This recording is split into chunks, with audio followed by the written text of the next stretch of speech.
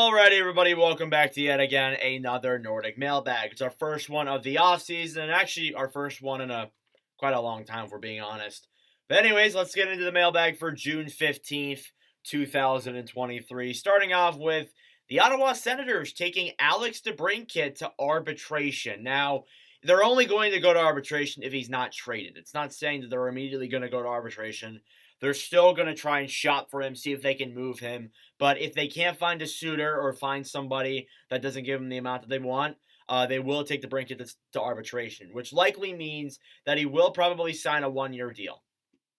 The player does not want to re-sign with the club long-term, which we already knew, of course.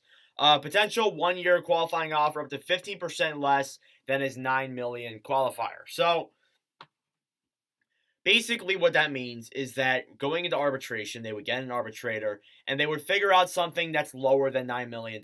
Because, of course, as you guys know, DeBrincat's qualifying offer is $9 million. So they're going to try, if they still have him on the team by then, they're going to try and make that lower, most likely. So definitely, it's a smart move for Ottawa, of course, if they can't move him before then. But honestly, I do think they will trade him. I think it's likely we'll see him get dealt at the draft, which is pretty ironic because they got him at the draft last year. So I do think that he probably gets traded, but in case if he doesn't, arbitration is the option for the Senators at hand there.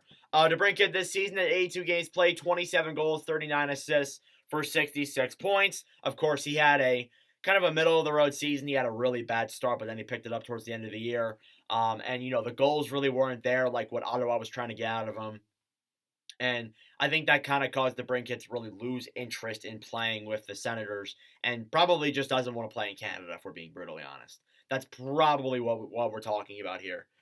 Anyways, the New Jersey Devils have re-signed Jesper Bratt to an 8-year, $7.875 million extension. I remember last year when the Devils were hesitant to give Jesper Bratt the money that he wanted, and there were actually some trade rumors last year that he could get dealt, but nope, he signed his qualifying offer, and then he had a really good year this season, and of course that changed the Devils' mind, and they signed him to the deal that they did, and I think it's a really good contract.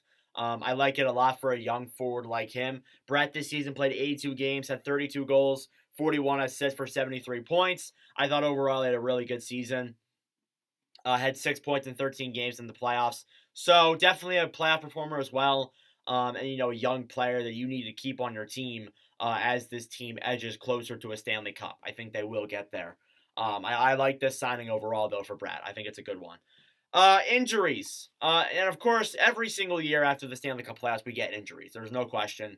But this is interesting. Eetu Luostarinen had a broken tibia in the Eastern Conference Finals, and that's why he did not play the entire Stanley Cup Finals. So being down one of your key fourth liners. Brandon Montour played with a torn labrum throughout the entire Stanley Cup Finals as well. We already knew that Matthew Tkachuk suffered a broken sternum, which is why he didn't play in Game 5. That really sucked. They could have used him, even though they got blown out of proportion. They could have used Matthew Tkachuk. It's unfortunate. And then this isn't actually related to Florida, but Ethan Bear of the Vancouver Canucks underwent shoulder surgery today, and he is going to be out 6 months. So, there's a lot of things that go on there. Of course, with the Florida ones, we get injuries every year. Florida really took the toll in that Stanley Cup Finals, and going on that run that they did, of course, you're going to get injuries no matter what. I'm surprised we haven't heard that many of Vegas's injuries just yet. I would imagine we do very soon, but of course, something to keep in mind there. We do have a trade to announce, and this was strange. This was kind of strange to me. The Colorado Avalanche acquired forward Frederick Olofsson and his signing rights. In exchange, the Dallas Stars acquired future considerations. Olofsson played in the playoffs last year and actually played pretty good for Dallas in those games that Jamie Benn was out. I thought he came in, played solid, got the assist on the winning goal. I thought he was a pretty solid player during those playoffs. I'm not sure why Dallas traded him for nothing. Probably because they wanted to get that signing right off their hands, or Olofsson just didn't want to stay with Dallas. It happens, but I'm still kind of blanking my head why they did this exactly, but I don't think we'll ever know. Olofsson in the regular season had 28 games played. He had 1 goal, 3 assists for 4 points. So, of course, he was kind of a player that played when, people were hurt and didn't really play too much. But going to a team like Colorado, who has a pretty good farm system in the Colorado Eagles, I think it's a very good move. for the Colorado Avalanche. And then the final thing that I have here, pretty short Nordic mailbag today.